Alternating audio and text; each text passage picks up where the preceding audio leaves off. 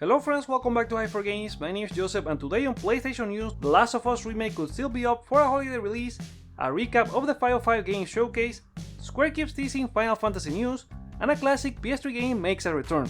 Let's get into them.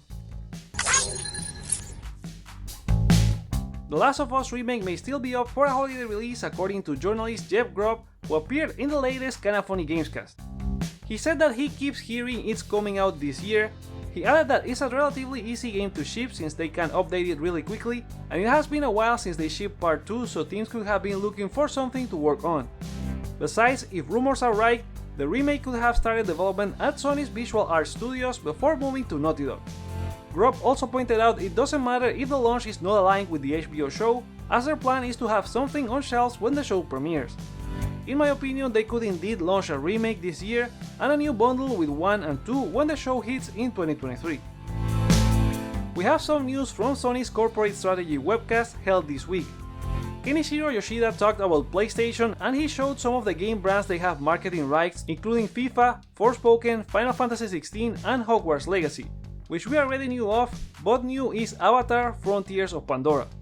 So expect some content exclusivity on the Ubisoft game. He also touched on their Bungie acquisition, something they have high expectations. They believe the Destiny developer will be a catalyst to enhance their live game services capabilities, and it's a major step forward in becoming more multi-platform. If we remember, the acquisition was made in line with Sony's plans of having 10 PlayStation Live services by 2026, and despite Bungie being part of Sony, they still can publish games on non-PlayStation platforms.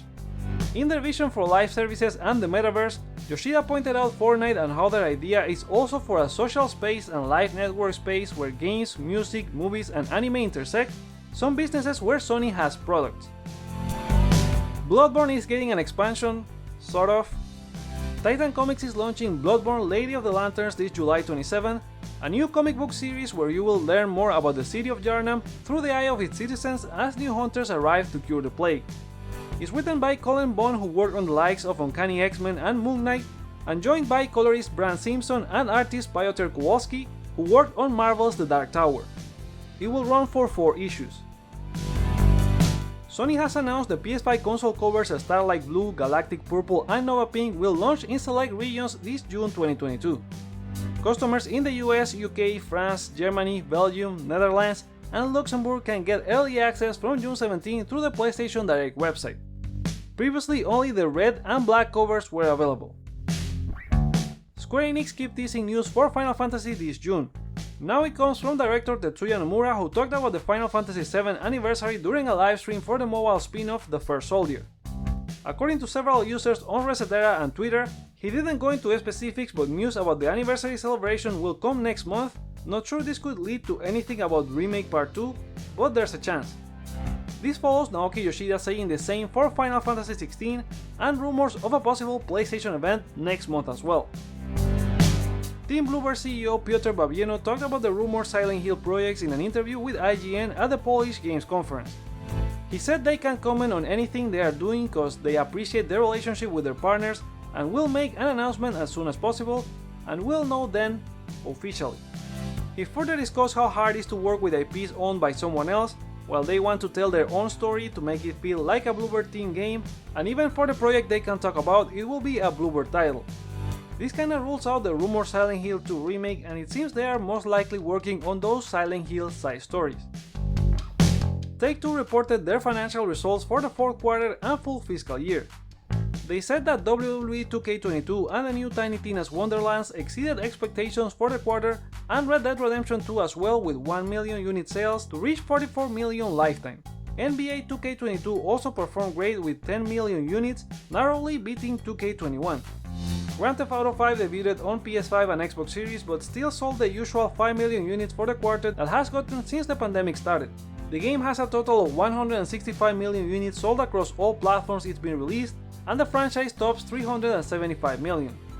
For the next year, they expect to release 6 quote-unquote immersive core games, including Supermassive The Quarry, Marvel's Midnight Suns, Kerbal Space Program 2, and their sports titles for NBA, WWE, and PGA Tour. Capcom has updated their Platinum titles ranking, dominated by Monster Hunter, Resident Evil, and Street Fighter. At the top we have Monster Hunter World with 18 million units, Resident Evil 7 with 10.8, and Resident Evil 2 Remake with 9.6. Monster Hunter Rise, Resident Evil 5 and 6, and Street Fighter 2 are in the middle of the table with 6 to 9 million units, and rounding off the top 10 is Street Fighter 5 and Resident Evil Village with 6.2 and 6.1 million respectively. Other games like Resident Evil 3 Remake or a personal favorite in Devil May Cry 5 are out of the top 10 but still performing great with 5 million. During the course of the year, Capcom plans to release upgrades for Resident Evil 2, 3 and 7, the Capcom Fighting Collection, and beyond titles like Street Fighter 6, Exoprimal, DLC for Resident Evil Village, and there could be a possible release for the rumored Resident Evil 4 Remake. 505 Games has a small spring showcase this week where they announced a couple of games for PlayStation platforms. Stray Blade is an action RPG Souls-like that has your character teaming up with a gremlin creature to help you in battle or support you as you embark on a journey to discover the Valley of Acria. It launches for PS5 in 2022. Suikoden co-creators appear to show more of the recently released Ayuden Chronicle Rising, but no show from 100 Heroes, still launching in 2023. Miasma Chronicles tell the story of Elvis, joined by his robotic older brother, as he inherits a mysterious gauntlet that can control miasma, some extra-dimensional force. It's out for PS5 in 2023 from the same team that brought you Mutant Year Zero. Ubisoft has announced the Roller Champion season kicks off on console this May 25th. The competitive 3-on-3 roller skater game will launch as free-to-play for PS4, Xbox One, Switch and PC, playable on PS5 and Xbox Series via backward compatibility. It will also feature crossplay and cross-progression at launch, so you can team up with friends from all platforms. Pickpock Games is bringing back PS3 Classic Shatter and all its brick-breaking action into the modern era with improved effects, native 4K, 120 FPS and 5.1 surround sound.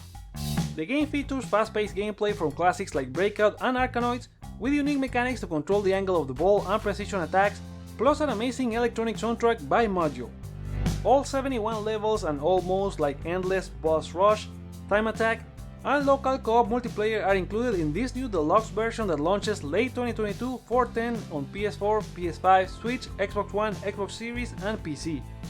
Really can't wait for this one as it's one of my favorites from PS3. The next project in Techland's pipeline seems to be a fantasy game. On their Twitter account, the Dying Light developer gave a sneak peek into the project with a screenshot as they announced they're hiring for a AAA open-world action RPG. The team in charge of this new game is composed of ex-CD Projekt Red talent who worked on The Witcher and Cyberpunk 2077.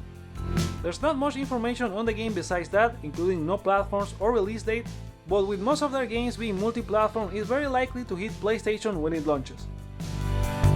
Spiders and Nacon released a trailer for the next entry in their Greedfall series. Greedfall 2 The Dying World will have you playing as a native of the island of Tir Fadi, taken away by the colonialists into the continent of Gakane, ravaged by war and the Malikor Plague, a reversal of the story in the original game. It's set to launch in 2024 for PS5, Xbox Series and PC. A new game from Brazilian developer Pulsatrix Studios looks to follow the footsteps of modern Resident Evil games. Fobia San Difna Hotel is a psychological horror game where you take control of a journalist in search of his friend on a trip that takes him to uncover the horrors of human experiments and paranormal activity in the place. It will be published by Maximum Games for PS4 and PS5 besides Xbox One, Xbox Series and PC this June 28th.